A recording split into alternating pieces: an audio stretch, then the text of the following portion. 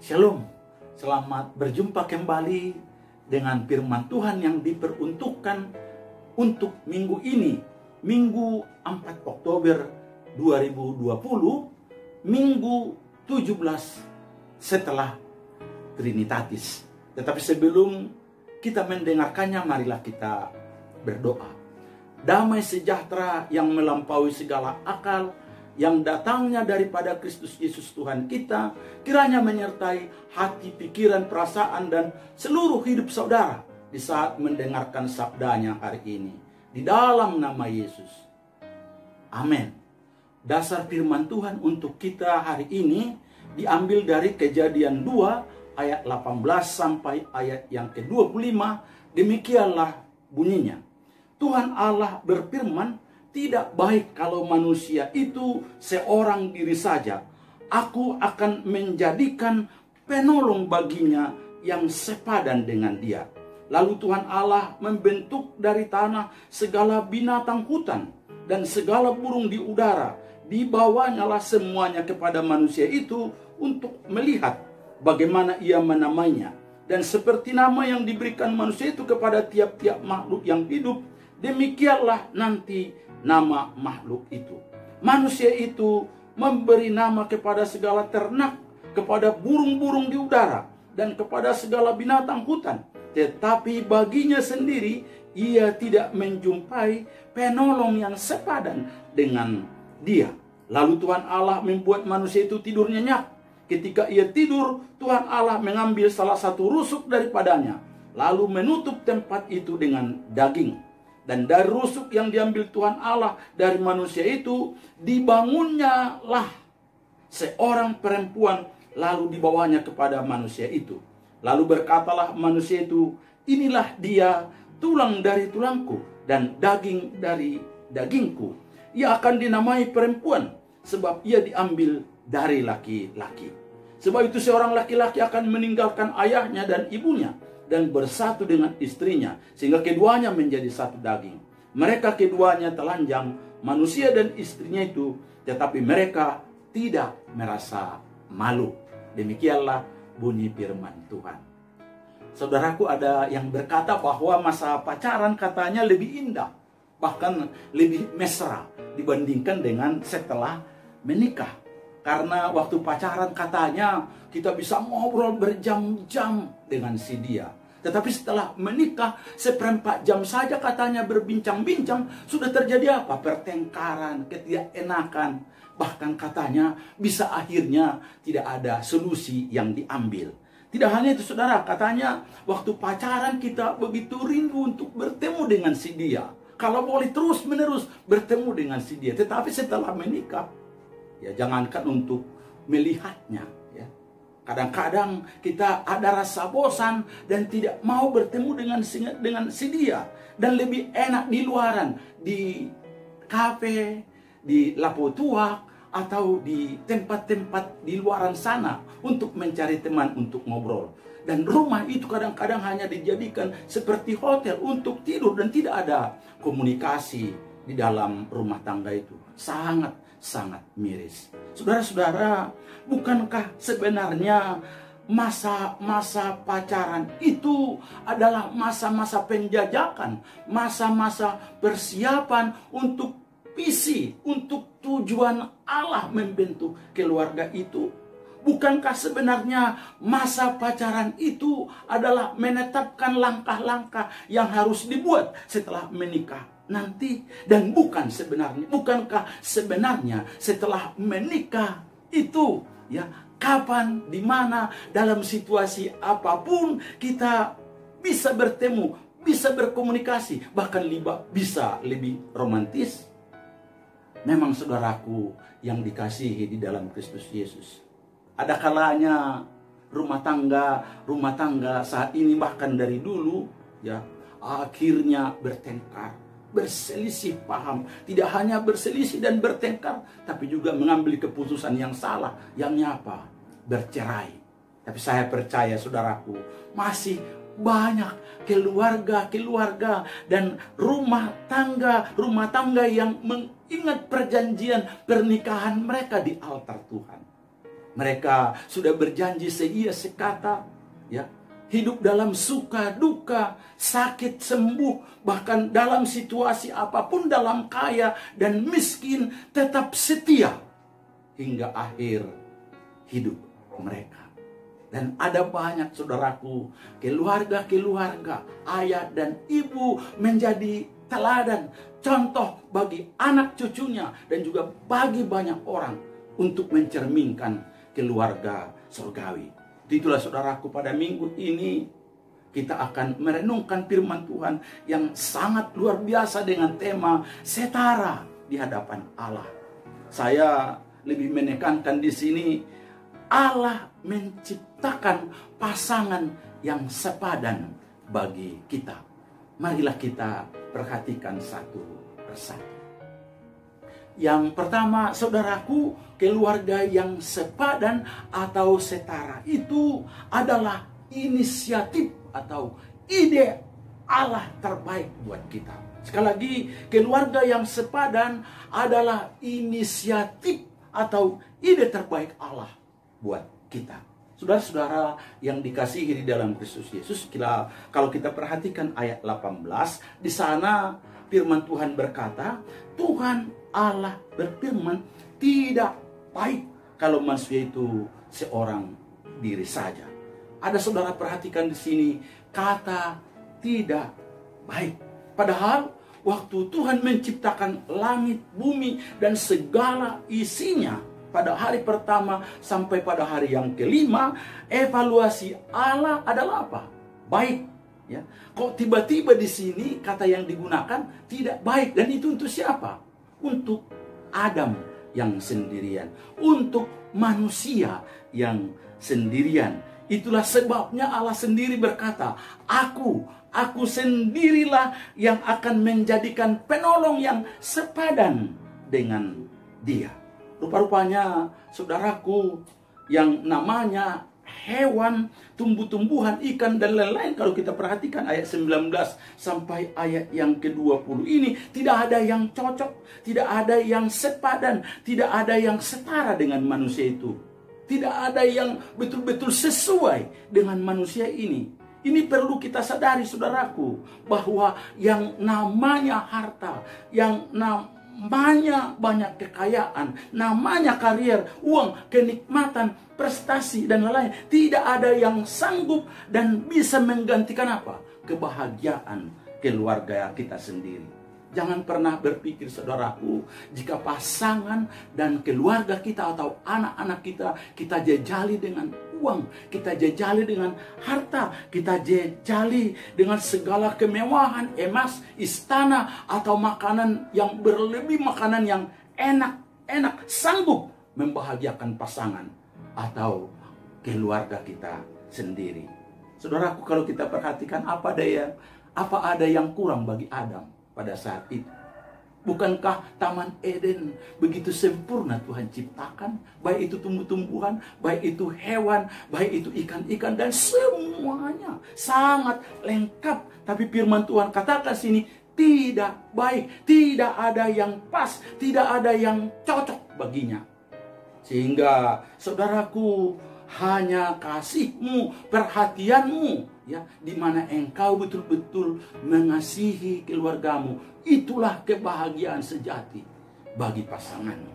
Yang menarik lagi, saudaraku, mari saudara perhatikan bahwa saat Tuhan menciptakan langit, bumi, dan semua ciptaan lainnya, Tuhan katakan diciptakan Tuhan hanya dengan apa? Firman. Tetapi untuk menciptakan manusia, Allah sendiri yang merencanakan, mendesain. Allah sendiri yang membentuknya dari debu tanah dan menghembuskan napas kehidupan baginya. Dan yang sangat luar biasa menurut saya, saat Tuhan mau menciptakan penolong yang sepadan bagi Adam, bagi manusia, menciptakan pasangan yang sepadan bagi manusia itu, dikatakan di sini Allah sendiri mengambil Allah sendiri mengoperasi manusia atau Adam sendiri. Tidak lagi diambil dibentuk dari debu. Tidak diambil dari binatang-binatang. Umpamanya dari tulang rusuk harimau atau singa supaya lebih kuat. Tidak diambil dari ikan paus supaya lebih hebat berenang. Atau dari hal-hal yang lain. Tidak. Atau dari tumbuh-tumbuhan supaya hebat. Dari bunga supaya indah. Tidak. Tapi justru dari apa? Dari bagian tubuh manusia ini. Ini bukan sesuatu yang luar biasa, saudaraku. Makanya saudara-saudaraku, suami, istrimu, anak-anakmu adalah harta yang paling berharga bagi keluargamu. Dan hanya dialah yang sanggup bisa apa? Memberikan kebahagiaan bagimu. Jangan pernah menyanyiakannya.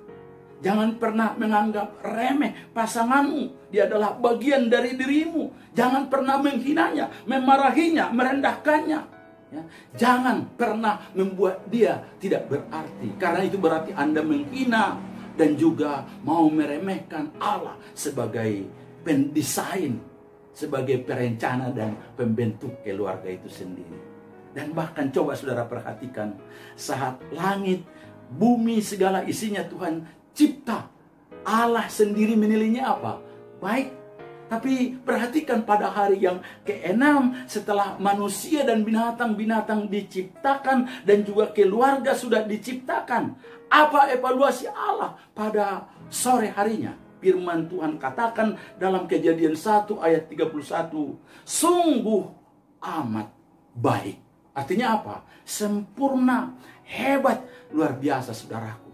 Hal ini memacu kita sebenarnya supaya kita mau memperjuangkan, mau juga mendoakan agar keluarga kita tetap baik, agar keluarga kita tetap bahagia, agar keluarga kita tetap melakukan hal-hal yang harmonis, menjadi berkat bagi banyak orang. Jangan pernah berpikiran bahwa keluargamu itu keluarga yang akan bercerai, akan berantakan, akan hancur lebur karena ada masalah, karena ada tantangan. Jangan, itu adalah kehendak iblis, itu adalah rencana iblis untuk menghancurkan keluarga-keluarga Kristiani. Sekali lagi, ide, inisiator daripada keluarga itu bukan malaikat, bukan iblis, bukan manusia, tetapi siapa? Itu adalah Allah. Bukan sapam, bukan mak jomblang, bukan orang tua, bukan orang-orang sekitarmu, tapi sekali lagi siapa? Itu adalah Allah. Makanya jika ada perselisihan, jika ada kekurangan, ada kekurang harmonisan dalam keluargamu, jangan terburu-buru untuk konsultasi dengan orang tua, terburu-buru dengan orang ketiga, terburu-buru dengan sekitar dan lain sebagainya. Tetapi datanglah kepada inisiatornya, penciptanya. Siapa? Allah. Allah sendirilah yang sanggup membuat keluargamu bahagia, karena dia sendirilah inisiatornya. Dalam kesempatan ini juga saya mau ungkapkan bahwa agar keluarga kita itu sepadan, selaras atau setara, maka keluarga itu bukan harus sejenis antara laki-laki dengan laki-laki, antara perempuan dengan perempuan. Tidak, saudaraku. Pasangan yang sepadan, yang setara, yang pas, yang telah diciptakan oleh Allah adalah apa? Laki-laki dan perempuan. Dan itu sudah klop, sudah pas, sudah sepadan tanpa kehadiran anak sekalipun. Yang kedua, saudaraku, suami istri dicipta Allah sepadan atau setara. Sekali lagi, suami istri pasangan itu dicipta Allah sepadan atau setara. Jika kita perhatikan ayat 18b berbunyi, aku akan menjadikan penolong baginya yang sepadan dengan dia. Saudaraku, kata penolong dalam bahasa Ibrani adalah eser. Bisa memang diterjemahkan penolong, tapi ada juga yang menerjemahkannya dengan kata untuk menyelamatkan dan juga menjadi kuat. Itu berarti kehadiran perempuan bagi laki-laki membuat dia bisa menjadi dahsyat, menjadi sungguh amat baik, menjadi kuat, menjadi selamat, bahkan menjadi pijakan untuk masuk ke dalam istilah pasangan yang sepadan, pasangan yang serasi, pasangan yang seimbang, pasangan yang sesuai, tanpa meniadakan perbedaan antara laki-laki dan perempuan, tanpa juga memperbedakan antara fungsi laki-laki sebagai kepala dan istri sebagai penolong yang sepadan. Apalagi saudaraku, jika ditambah lagi dengan ayat 23 yang berbunyi, lalu berkatalah manusia itu, inilah dia, tulang dari tulangku dan daging dari dagingku. Ia akan dinamai perempuan sebab ia diambil dari laki-laki. Pengakuan hebat ini jelas menekankan kesetaraan penuh antara laki-laki dengan perempuan. Karena perempuan itu dibawa keluar dari dirinya sendiri. Arti idiom dari tulangku adalah perasa lebih relatif dekat. Atau manusia itu berkata, pasanganku ini adalah salah satu dari diriku, atau yang sama dengan saya. Jika demikian saudaraku, Allah menjadikan manusia, pria dan wanita itu adalah setara sepenuhnya. Tidak ada bedanya. Saudaraku, pengakuan ini sebenarnya menunjuk kebahagiaan, sukacita, bahwa selama saya belum berkeluarga, belum ada pasangan, ada yang hilang. Dan itu menimbulkan apa? Kesepian. Dan saya percaya saat Adam bangun dan saat dia melihat Hawa, dia sangat kagum, dia sangat terpesona dengan Hawa. Maka datang pengakuan yang sangat luar biasa ini, ya. Dan ini saya percaya bukan rayuan gombal, tapi ini datang dari apa? Dari hatinya. Memang harus kita akui saudaraku, waktu kita pacaran, ya, ada banyak rayuan gombal dari laki-laki, ya. Kaulah bintangku, kaulah bulanku, ya. Tapi setelah menikah, ya, yang kata-kata yang rayuan itu mulai hilang. Yang ada apa? Kau binatang. Maaf, kadang-kadang kau babi, kau kera, atau kau tikus, dan lain sebagainya. Bertobatlah saudaraku, karena itu bukan sesuatu yang perlu. Karena saudaraku, kita perlu sebagai laki-laki menyadari pasangan kita ini memang sesuatu yang sangat luar biasa Tuhan ciptakan. Bukan masalah kecantikannya, bukan masalah luarnya, tapi hatinya yang telah Tuhan cipta menjadi bagian dari diri kita. Itu pujilah istrimu, hai istri. Dan hai istri, pujilah suamimu. Pujilah anak-anakmu pada waktu yang tepat. Itu pasti mengisi emosi positif kita, memberikan gairah cinta yang sangat luar biasa dalam hidup kita. Saya bersyukur, ya, punya istri. Kalau saya umpamanya sedang pakai baju, pakai dasi, mau ke gereja, walaupun tampang kriminal, ya, hitam, dia akan berkati, tampan kali kau sayangnya. Itu menolong untuk apa? Semangat melakukan sesuatu. Dan saya tidak akan lihat-lihat lagi pakaian saya, karena saya sudah merasa bahwa ini sudah bagus. Ini perlu kita kembangkan, saling melihat hal-hal yang perlu kita lakukan. Kepada siapa? Kepada pasangan kita. Jangan pernah meremehkan dan merendahkan pasangan. Saudaraku, khusus kepada yang muda yang belum berkeluarga, yang sedang pacaran atau sedang mencari pasangannya, saya rindu supaya kita membahas kata sepadan, karena itu berarti seimbang. Karena itu pertimbangkanlah kesesuaian atau kompatibilitas antara diri Anda dengan pasangan Anda. Karena Allah sebenarnya menghendaki supaya setiap orang Kristen itu, anak-anak Tuhan itu, mendapatkan pasangan yang sepadan, pasangan yang seimbang, pasangan yang sesuai di dalam kehidupannya. Karena salah satu masalah utama konflik pernikahan adalah banyaknya pasangan yang tidak sepadan, lebih banyak perbedaan daripada persamaannya. Makanya pernikahan, ya, yang sepadan tentu akan terasa lebih nyaman dan pasti aman. Kesesuaian adalah kunci untuk sebuah hubungan yang kuat. Kesesuaian tidak berarti sama persis, tetapi kesesuaian berarti kita bisa saling melengkapi walaupun berbeda dan saling menerima satu dengan yang lain. Ada beberapa saran dari para konseling keluarga saat para pemuda-pemudi mempertimbangkan calon istri atau suaminya yang sepadan atau yang sesuai, yang setara dengan dirinya. Antara lain, pilihlah pasangan yang seiman. Sekali lagi, pilihlah pasangan yang seiman. Dalam 2 Korintus pasal 6 ayat 14-15 dikatakan, janganlah kamu merupakan pasangan yang tidak seimbang dengan orang-orang yang tidak percaya. Anda bisa baca itu. Sekali lagi, 2 Korintus 6 ayat 14 ayat 15. Saudaraku, pasangan yang seiman ini sangat penting untuk kita perhatikan.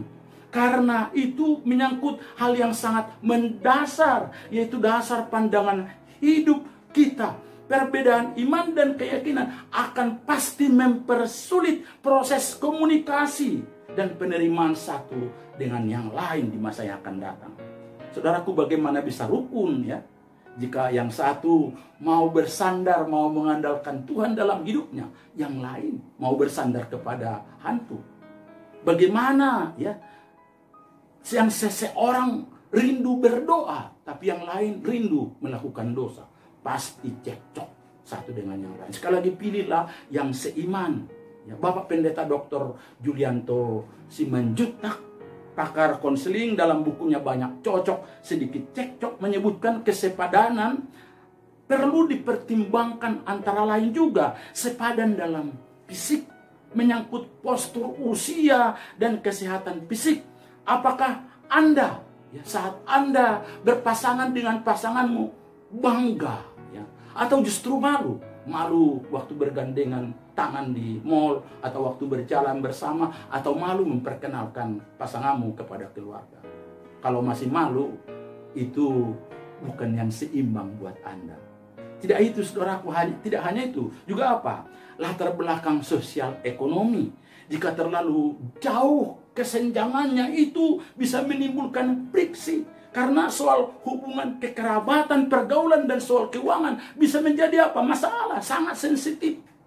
Ya, yang satu biasanya bergaul dengan kalangan-kalangan bawah, yang lain dengan kalangan atas. Ya, tidak hanya itu, saudaraku, yang satu suka jajan kerupuk, yang satu keju. Tidak hanya itu, saudaraku, yang satu maunya makan ikan asin gulamo, yang lainnya mau apa?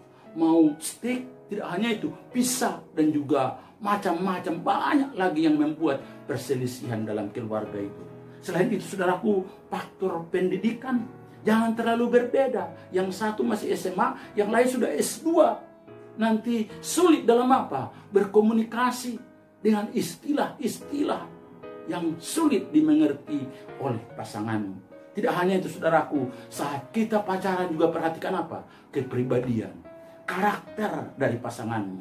Sudah saling memahami, ya, apakah dia rendah hati atau dia sombong, apakah dia cepat marah atau dia penyabar, pemaaf. Lewat apa? Mempelajari pohon keluarganya, lewat berkomunikasi satu dengan yang lain. Saudaraku, ini bukan berarti Anda harus mencari yang sama persis dengan hobimu, dengan keadaanmu. Bukan. Tetapi kesesuaian itu artinya mempunyai perbedaan, tetapi bisa saling melengkapi, saling menerima. Sebab kesesuaian adalah sesuatu yang sangat diperlukan dalam hubungan supaya kuat pernikahannya. Semakin sedikit kesesuaian ada, semakin sulit untuk membangun relasi yang kuat dan mantap di dalam keluarga. Semakin banyak cocok, ya, pasti semakin sedikit cekcok. Oleh karena itu, sebelum bergerak maju untuk melangkah kepada pernikahan, ya, perhatikanlah masalah kesesuaian ini.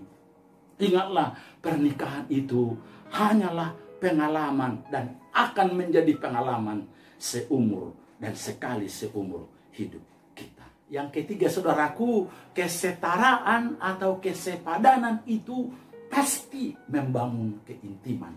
Kesetaraan atau kesepadanan itu pasti membangun keintiman. Saudaraku, masa pacaran bukanlah masa uji coba untuk melakukan apa? Hubungan seks. Jangan pernah berkata untuk menguji cinta seseorang harus apa? Melakukan hubungan seks. Itu sangat menyesatkan. Itu adalah bodoh. Jangan mau. Apalagi, hai kaum cewek-cewek, jangan pernah mau. Itu bukan ujiannya. Karena justru pria harus bertanggung jawab mempertahankan kesucian dari pasangannya. Hingga apa? Hingga pernikahan itu terjadi yang diberkati oleh Tuhan. Saudaraku yang dikasihi di dalam Kristus Yesus, firman Tuhan secara gamblang tadi mengatakan bahwa justru setelah Adam dan Hawa bertemu, Tuhan secara tegas mengatakan bahwa laki-laki harus meninggalkan ayah dan ibunya untuk apa? Bersatu dengan istrinya. Sehingga keduanya bukan lagi dua, melainkan apa? Satu daging. Saudaraku, bersatu artinya menempel kepada, melekat kepada, atau bergabung dengan si dia. Ini merupakan satu penyatuan yang unik dari dua orang menjadi satu kesatuan karena dua menjadi satu. Makanya setelah laki-laki dan perempuan itu disatukan oleh Allah menjadi suami istri, secara tegas firman Tuhan katakan dalam ayat 25, mereka keduanya telanjang, manusia dan istrinya itu, tetapi mereka merasa tidak malu. Prinsip meninggalkan dan bersatu atau intim akan menolong pasangan untuk saling percaya, saling berbagi, saling memperhatikan, saling melengkapi, saling menghargai, dan saling mengampuni. Bahkan untuk intim dan mesra. Saudaraku, itu terjadi karena sudah ada apa? Sudah ada penyatuan yang Allah buat di dalam kehidupan mereka. Jika tidak, pasangan itu belum dewasa, masih bergantung dengan orang tuanya, dan pasti menimbulkan konflik. Pasangan suami istri yang sudah menikah harus belajar mengambil keputusan bersama dengan pasangannya. Apabila mengalami konflik, mereka harus dewasa dalam memecahkan masalah dan tidak boleh melibatkan pihak ketiga, terutama orang tua masing-masing dalam penyelesaiannya. Mereka harus berusaha bersama-sama menyelesaikan persoalannya sendiri berdasarkan kasih dan firman Tuhan. Saudara-saudara yang dikasihi di dalam Kristus Yesus Tuhan kita, marilah kita sadari bahwa keluarga kita masing-masing adalah ide, adalah inisiatif, dan juga rencana Allah yang paling baik, paling hebat, paling dahsyat dan sangat luar biasa, dan paling berharga bagi setiap kita. Hargailah dan syukurilah itu setiap hari. Selain itu, saudara harus meyakini bahwa pasanganmu itu adalah yang sepadan, yang setara, yang sesuai, yang seimbang, yang pas, yang klop, yang hebat dari Tuhan berikan kepada saudaramu. Saudaraku, jangan lupa untuk tetap bersatu, saudaraku. Menyatukan diri satu dengan yang lain. Hidup intim, hidup mesra, saling membahagiakan satu dengan yang lain. Dan jika ada masalah, jika ada tantangan, jika ada pergumulan, datanglah kepada inisiatornya. Datanglah kepada pembuat dan pencipta keluarga itu, yakni Allah sendiri. Supaya apa? Supaya keluarga kita menjadi keluarga yang sepadan, yang surgawi di hadapan Tuhan. Saya mau baca firman Tuhan untuk kita, saudaraku, dalam 1 Petrus 3 ayat 7 yang berbunyi, demikian juga kamu, hai suami-suami, hiduplah bijaksana dengan istrimu sebagai kaum yang lebih lemah. Hormatilah mereka sebagai teman pewaris dari kasih karunia, yakni kehidupan, supaya doamu jangan terhalang. Tuhan Yesus memberkati. Amin.